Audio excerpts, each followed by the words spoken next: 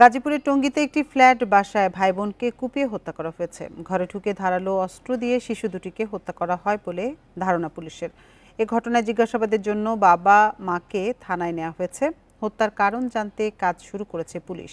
সংগ্রহ করা হয়েছে সিসিটিভি ফুটেজ। বান্ডেল থাকলে প্রতি সেনমানিতে টাকা বাঁচবে। বিকাশ সেনমানি বান্ডেল কিনে জিতুন প্রতি লেনদেনে। শুক্রবার দুপুরে দুই সন্তান মালিহা ও আব্দুল্লাহকে অন্য ঘরে রেখে ঘুমিয়েছিলেন মা সালেয়া বেগম। কিছু সময়ের পর জেগে ঘরের দরজা খোলা দেখতে পান। অন্য কক্ষের মেঝেতে পড়ে থাকতে দেখেন দুই সন্তানের মরদেহ।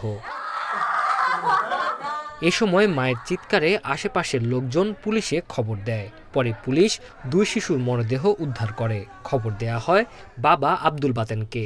তার দাবি, স্ত্রী ও সন্তানকে ঘরে রেখে স্থানীয় একটি মার্কেটে যান তিনি। দুইটা মাটন আমরা সিসি ক্যামেরাও দেখলাম, দেখার পরে শুধু মাটাকেই আপনার আপ ডাউন হতো, বাইরের কোনো লোক ছিল না। আমার বাসাতে সমস্যা, আমি হ্যাঁ আবার আমার বলতেছে আমি আসতেই, আমি না রিক্সা লো, তাড়াতাড়ি একটা রিক্সা ডাক দিল, আমি রিক্সা আইসা দিয়ে এই অবস্থা। অগস্টের অনেক কিছু হইতে পারে, সেটা তদন্তের মাধ্যমে আমরা জানতে পারবো আর কি। আমরা চাইটা সুস্থ তদন্ত হোক। পুলিশ বলছে কথাবার্তায় অসংলগ্নতা থাকায় দুই শিশুর মা বাবাকে পুলিশ হেফাজতে নেওয়া হয়েছে।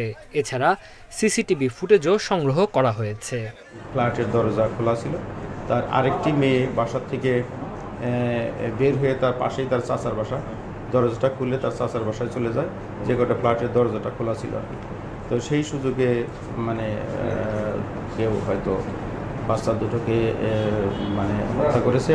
3 সন্তান নিয়ে টঙ্গীতে ফ্ল্যাট বাসায় থাকতেন বাতেন ও সালেহা দম্পতি। এদের মধ্যে বড় মেয়ে আত্মীয়র বাড়িতে ছিলেন।